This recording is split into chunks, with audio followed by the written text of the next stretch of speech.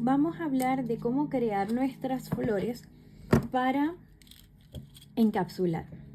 Y existen varias formas de trabajar. Primeramente, quiero que veamos qué tipo de alambre vamos a utilizar.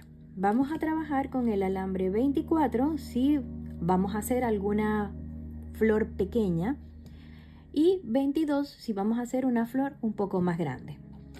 ¿Qué necesitamos? Cualquier elemento tubular que nos permita. Hay unos metálicos, están el set de Beth Smith de mandriles de madera de alambrismo. Estos son unos que yo hice un poco más cortos por un tema de comodidad. Pero normalmente utilizo también los mandriles de madera de Beth Smith y evidentemente nuestros alicates punta plana y alicate de corte. Entonces, ¿qué medida tiene esto?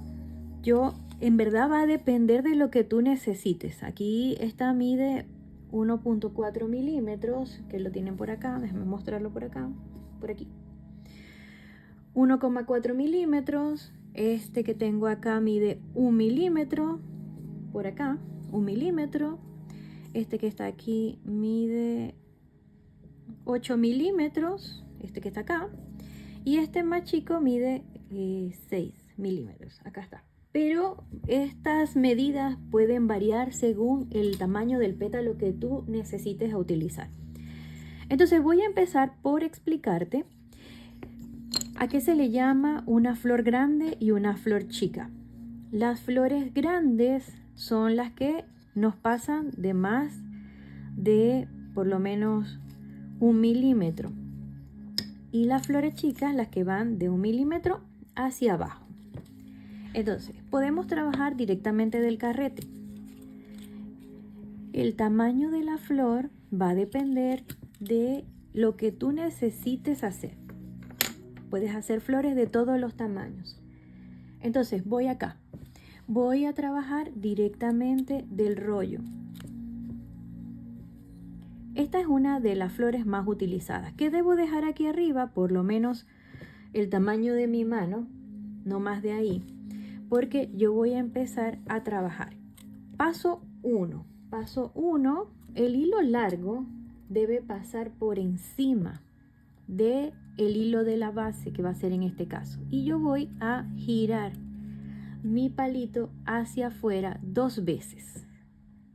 Giré hacia afuera. Luego, para colocar el siguiente pétalo, yo me voy a ir justamente aquí, al lado, de este lado de mi flor.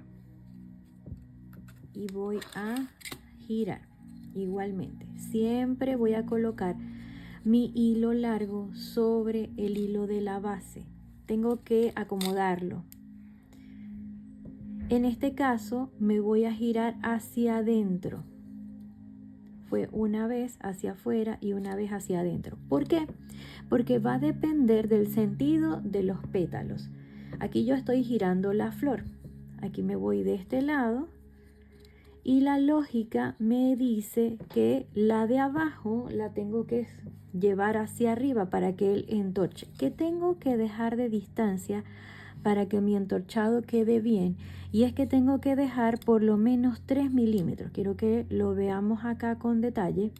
Unos 3 milímetros para dar espacio a que el entorchado, de repente los 2 nudos que hagamos, me queden a la misma distancia de los demás. Miren que di una vuelta entera. Son 2 nudos acá. Espero que lo puedan ver. ¿Por qué hago énfasis en esto? Hago énfasis porque esta distancia de acá me influye en que mi flor me quede bonita, me quede bien estética. Entonces voy a ir cerrando los pétalos y no puedo dar más de 2 vueltas, también porque se me rompe mi hilo. Miren, la siguiente vuelta de nuevo voy a ir de atrás hacia adelante, o sea, de afuera hacia adentro, y hago la vuelta completa. Se traduce en un par de vueltas aquí. Voy a mover mi hilo de nuevo. Este es el modelo de flor que yo más utilizo y que más versátil se me hace. Quizás no es el más simple, pero es el más utilizado. De nuevo, el hilo largo está sobre aquí lo voy a dejar. El hilo largo está sobre el hilo de la base, que es el que viene de la flor. Y me voy de afuera hacia adentro. Entonces voy a hacer mi repetición. La primera vuelta la hice hacia afuera, o sea, la giré hacia afuera. Y las siguientes vueltas las giré hacia adentro. Esto va a depender de cómo tú tomes la flor. No es igual, si tú la tomas como yo la estoy tomando, no vas a tener ningún problema en el giro.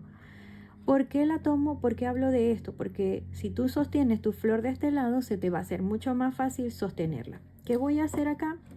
Voy a dejar mi hilo largo. ¿Por qué el hilo largo? Porque este hilo me va a ayudar a cerrar mi flor. ¿Cómo cierro la flor? El hilo que está acá, yo lo voy a pasar por encima de la primera vuelta.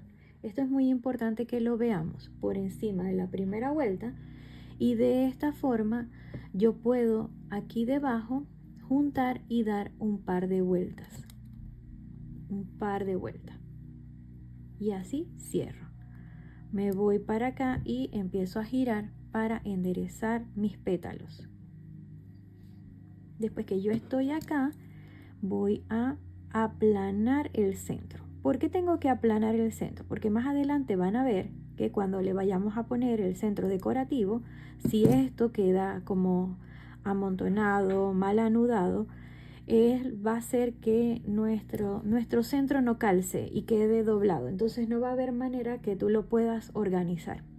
En este caso, siempre acostúmbrate a aplanar el centro de nuestra flor.